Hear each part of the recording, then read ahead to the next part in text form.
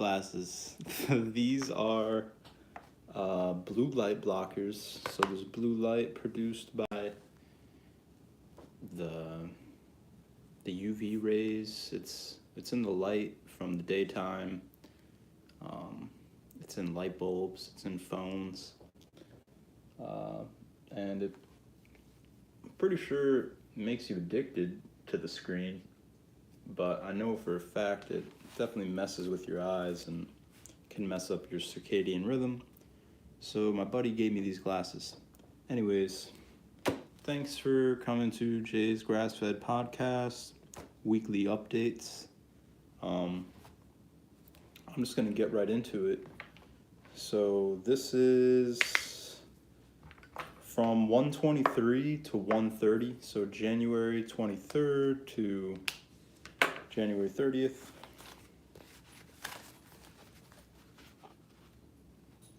This is the temp updates. So I will get into them. So on the 23rd here, it's a little hard for me to do.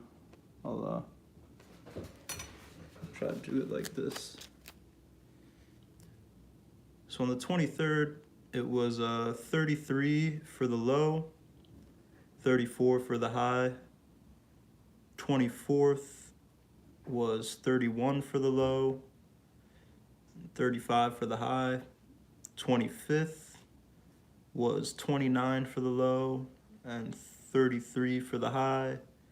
26th was 36 for the low and 41 for the high. 27th, 31 for the low, 37 for the high.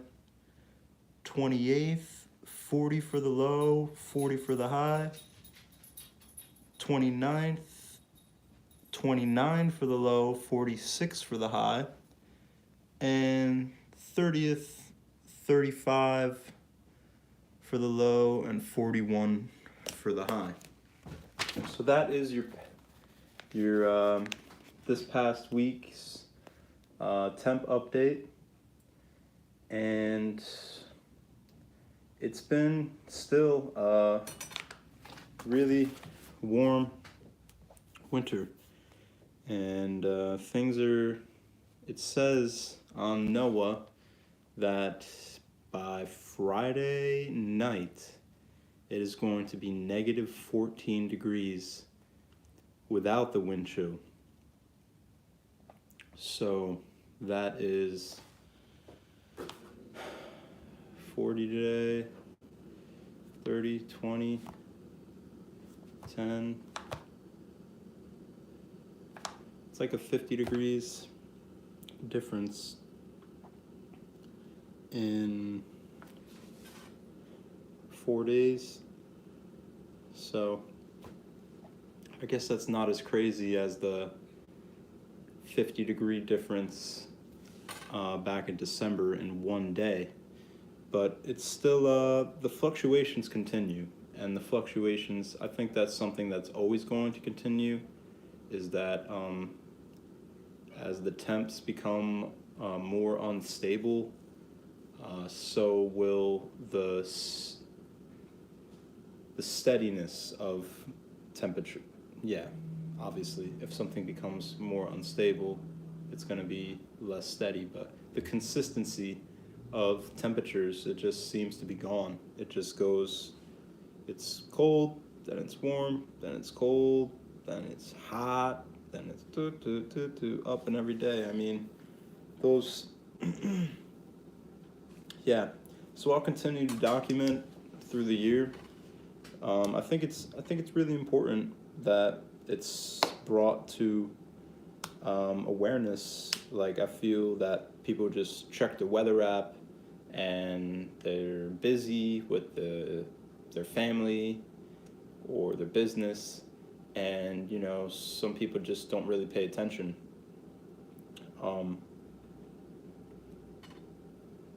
But just keeping track, keeping records, it seems to have value. So I'll keep tracking it, and I'll keep documenting it here. So last January, it was 50 degrees on January 1st. This January, it was 50 degrees on January 5th. And it was warm the first 3 weeks of January. It's still kind of average right now. I mean, it's 46 yesterday. Like, and then I looked at February from last year, and it showed that the temperatures finally got in, like, cold. We had, a month of kind of cold temperatures. So, and then here we are again going into February. Now it says it's going to be -14. So just by me keeping these yearly records, I'm able to go back and see what it was like the year previous. And it's, so far helping me. And I would imagine that it's going to continue to help me. Especially, farming, trying to grow food. These are important records to have and know. When you got your first frost, when you got your last frost, when you got your first snow, when you got your last snow, how much snow did you get, how much rain did you get, all very important things, I believe, I'm led to believe, to keep track of. So, yeah, that is kind of the basis of the Jay's Grass Fed podcast. I like to kind of tap in mostly every week. Sometimes I take a double week break, and then an every other week break when I come back. But yeah, so what else could we get into? I've talked about it before, but I plant with the biodynamic calendar, so planting with the stars and the moon. So it's before the full moon, you're planting all of your above ground crops. I was following this calendar that was kind of just like for beginners, I feel, but now the more intermediate, advanced, turns out there's not only leaf days and root days, but there's also fruit days and blossom days. And you plant what plant goes into each category on that corresponding day that it is. And they have the, I guess this is the OG, the Stella Natura.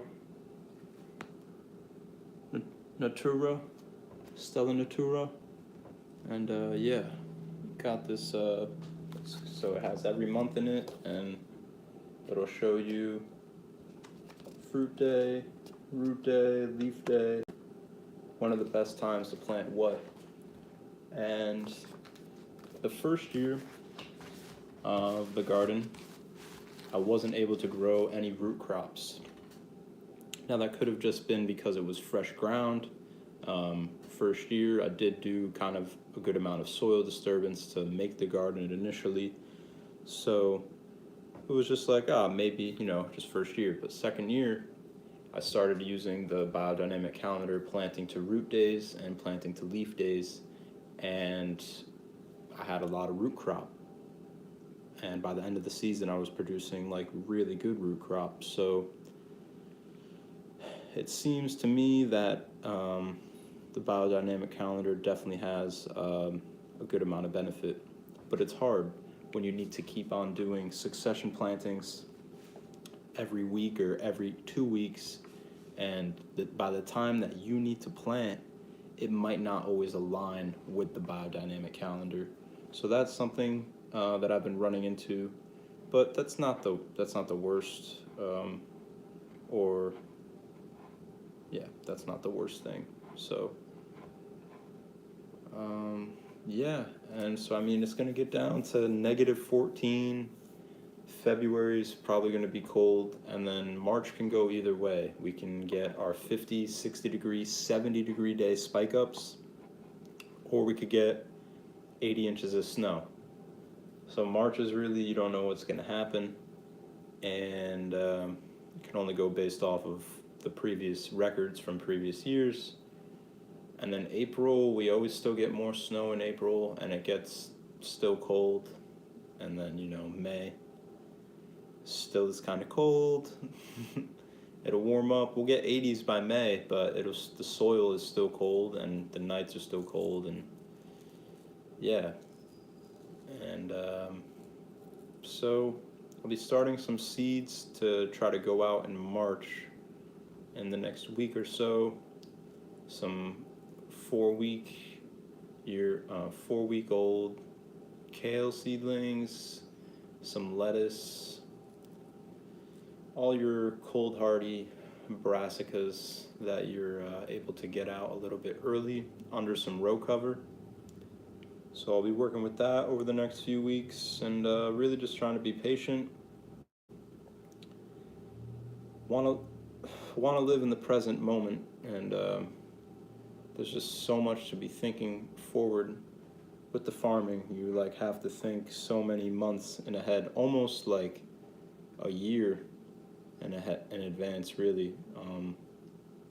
So it's like I'm trying to find the medium balance between looking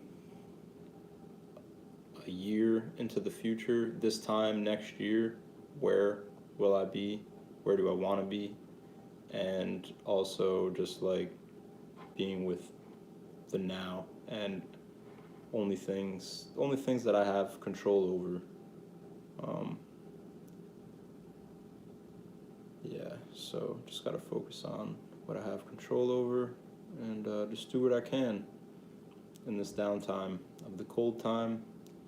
Got the seeds on lock, got the pricing on lock, got my outlets to sell to on lock, and slowly but surely building a more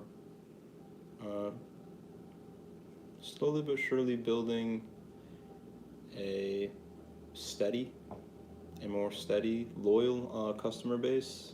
I think once the new health food store opens and just more word gets out about the products, then it's inevitable that that will happen. But I'm looking forward to just interacting with more like-minded folk who want good, healthy, clean food for themselves and their families, and are happy to support a small-scale farmer.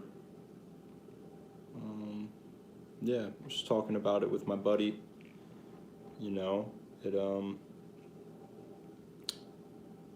sure there is large-scale producers that still put a really good amount of love into their product. But I feel like when you get too big, the love and the quality gets compromised, and all the human being starts to begin to worry about is the profitability, and not the quality and the care and the love that needs to go in to have a high quality product.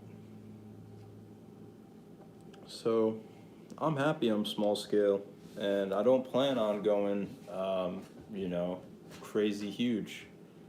I plan on raking in huge yields to supply a good amount of populace, but it's not going to be on a large scale. I've seen it many times over through my research.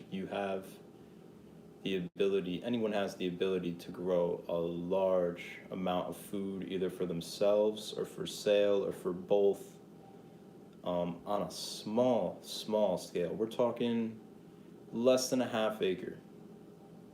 You could support yourself on, undoubtedly. And I mean,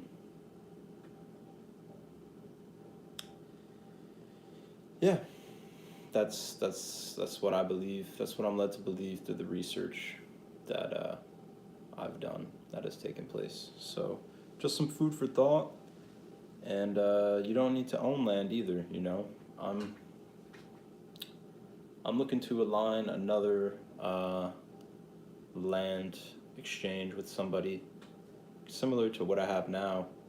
Just room for more growth and expansion, maybe more permanent, long-term kind of situation. Uh, you know, talk. Just gotta. I'm looking forward to talking to more people in the market scene, and 'cause people have there's so much land around here, and it's just nothing is being done with the land. And I'm trying to grow food, and trying to put in some fruit trees, make a food forest, and really set in some permaculture principles and take care of the land to bring healthy, clean food to the community and my family. So I'm looking forward to finding somebody that aligns with that vision and is open to present or provide some space for that to happen, because it's stuff's expensive.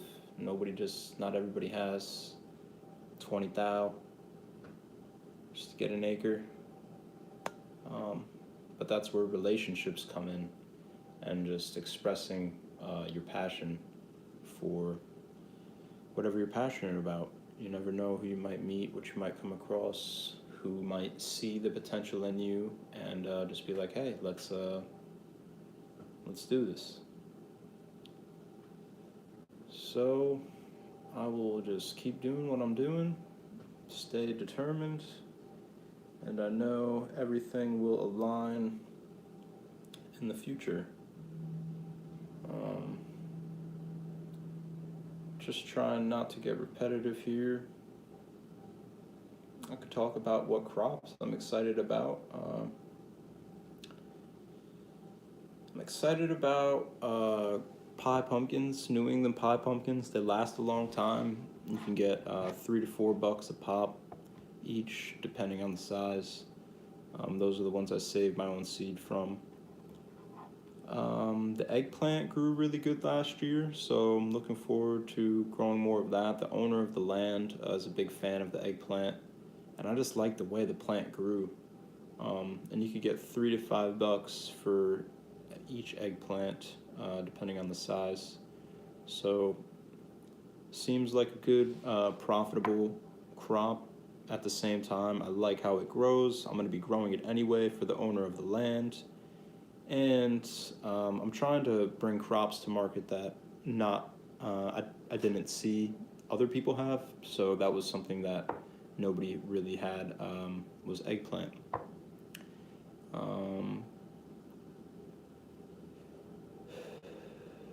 Looking forward to just a whole bunch of turnips. I love the purple top white globe turnips. They could get as big as a baseball. They're really good for winter storage, but you can grow them through the season. Carrots, looking forward to that. I'm looking forward to everything, but I mean, yeah, these are the crops that I'm going to be growing for the veggie box and the market mainly. So just like actually growing a good amount of crops up to scale. I'm excited about that, and keeping the soil planted as much as possible.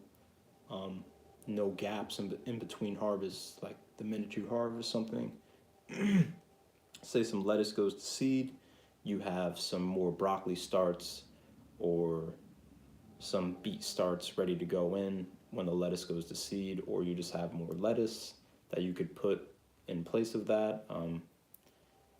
And that's another cool thing about being small scale, is that you have the ability to put your time and energy towards things that these other large scale operations just simply don't have the time to do it, because they gotta get all the other stuff they're working with cranked out.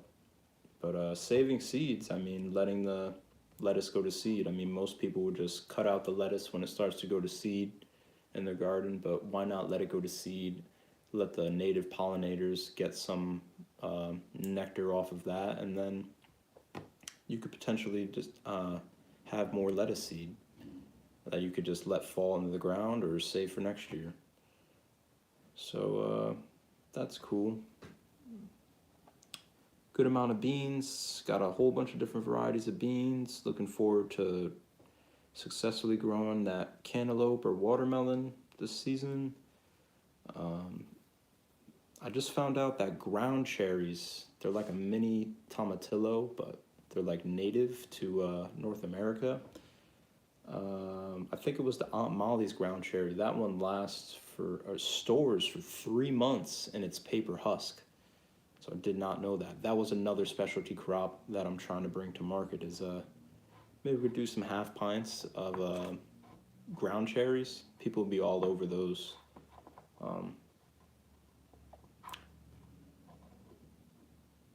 $3 for the half pint.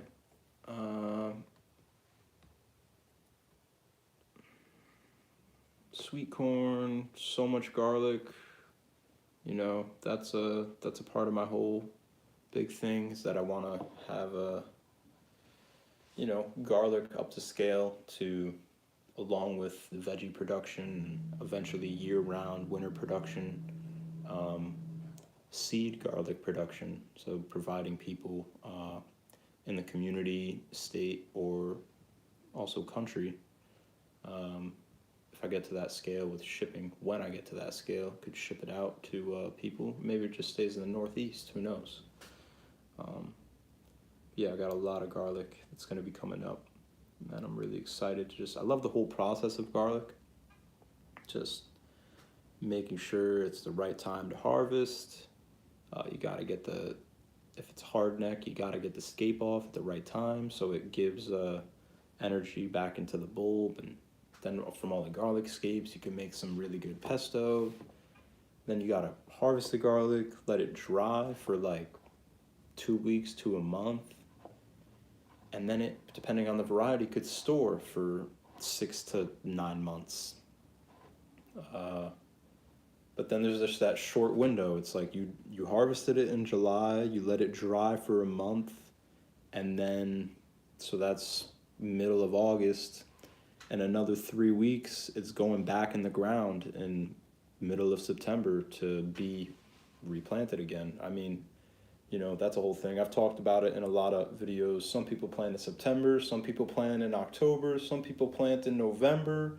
This year I tried a December and January planting of garlic just because the ground was so warm. So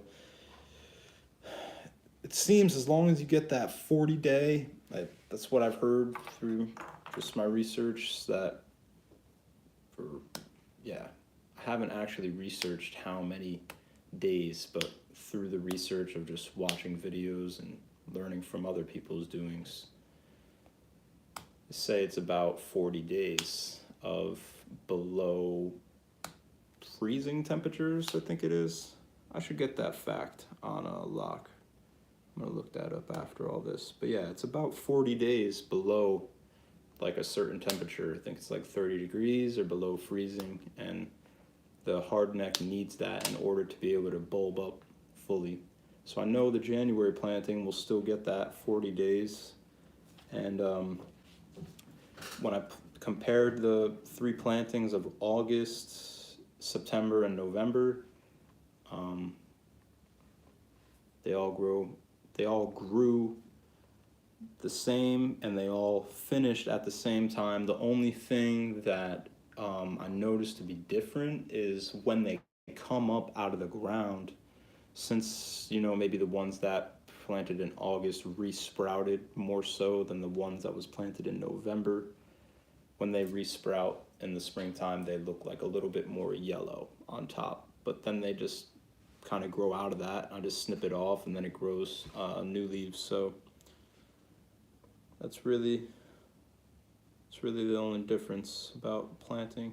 But most people around here plant on like Halloween or in November before the ground freezes. But I like the September planting. I think it gives the garlic a little bit more time to establish good roots. And it's just what I find to work best for my situation. And in the window, I talked about this as well, but a quick little sweet potato update. So from the little tiny sweet potato harvest that I got out of my garden, varieties called Orleans. I saved those. I didn't even eat those potatoes. They were such a small harvest. I wanted to save those to try and grow my own slips, so I could have a slip that's adapted to my soils and my climate. And they started 3 weeks. It's been in the windowsill in a little half pint container. The potato is with some cocoa coir around it. Watered it. It just started sprouting the other day, so I'm gonna have, knock on wood 3 times, cross fingers, gonna have my own sweet potato slips acclimated to my soils and weather. So that's really cool.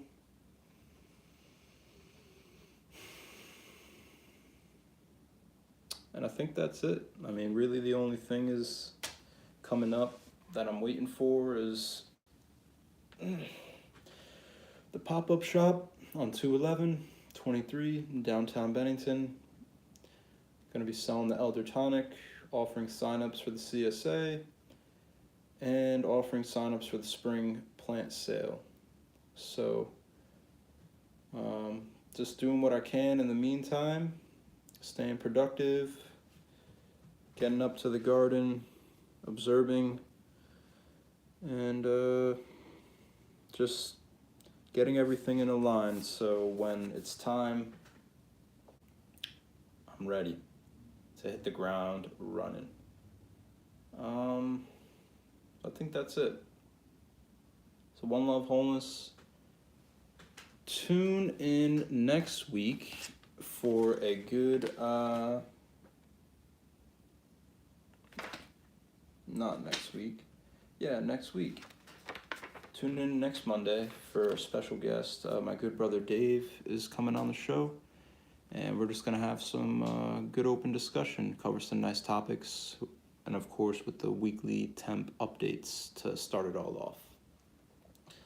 One Love Wholeness.